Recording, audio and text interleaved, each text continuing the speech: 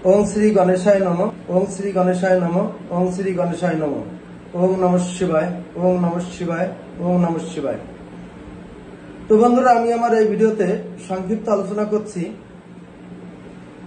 আমরা আমাদের মানব জীবনে বাচ্চা থেকে বৃদ্ধ সকলেই কম বেশি শারীরিক অসুস্থতায় পড়ি এবং নানা রকম কঠিন রোগ আক্রান্ত হই। তার জন্য আমরা ডাক্তারের পিছনে প্রচুর পয়সা ব্যয় করি। এছাড়াও অনেক সময় অনেক মারক ব্যাধিতে অনেক মানুষের মৃত্যু হয়ে যায়। তো আমরা তার জন্য দূর দূরান্ত প্রচুর ডাক্তারের কাছে যাই এবং প্রচুর পয়সা খরচ করি।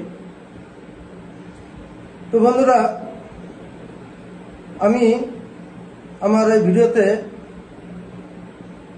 ছোট্ট একটি মন্ত্র বলছি, যে মন্ত্র আমরা ত্রিসন্ধ্যা অথবা প্রতিদিন 108 বার পাঠ করলে আমাদের শারীরিক বলবীর্য পুষ্টতা এবং সুস্থতা রক্ষা করতে পারি এবং শারীরিক অসুস্থতার হাত থেকে রেহাই পেতে পারি।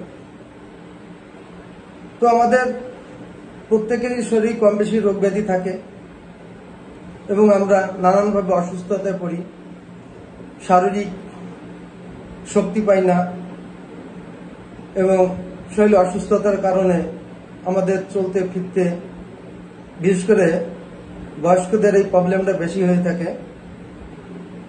তো কেউ যদি প্রতিনিয়ত আমি যে মন্ত্র বলবো এই মন্ত্র 108 বার, আরো ভালো হয় যদি সকালে 108 বার, বিকেলে 108 বার এবং দুপুরে 108 বার পাঠ করে থাকে, তাহলে আমরা শারীরিক দিকে আমাদের অনেক ক্লান্ত এবং শারীরিক সুস্থতা এবং শারীরিক অনেক রোগের হাত থেকে নিষ্কৃতি পেয়ে আমরা সুস্থ থাকতে পারি।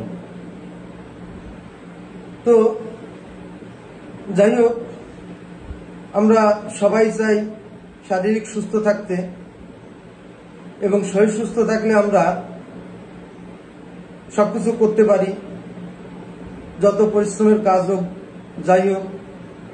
কারণ শারীরিক মানসিক সুস্থতা মানুষের সব থেকে বড় সুস্থতা।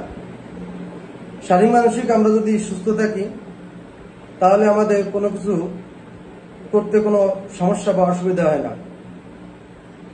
তো বন্ধুরা আমি যে মন্ত্র বলছি এই মন্ত্রটা শাস্ত্রে দেয়া আছে, কেউ যদি প্রতিনিয়ত 108 বার করে এবং যারা খুব অসুস্থতায় ভুগছে সকাল দুপুর বিকাল ত্রিসন্ধ্যা প্রতিনিয়ত পাঠ করে, তাহলে খুব অল্প দিনের মধ্যে শারীরিক সুস্থতা লাভ করতে পারে।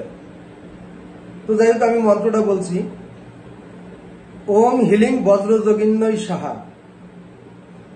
ওং হিলিং বজ্রযোগিন্নয় সাহা। আমি আবার রিপিট করছি, ওং হিলিং বজ্রযোগিন্নয় সাহা।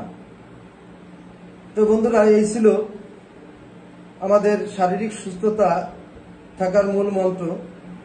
কেউ যদি এই মন্ত্র ঠিকঠাকভাবে শুদ্ধ উচ্চারণে পাঠ করতে পারে তাহলে নিঃসন্দেহে শারীরিক সুস্থতা উপলব্ধি করতে পারে এবং শারীরিক সুস্থ থাকতে পারে।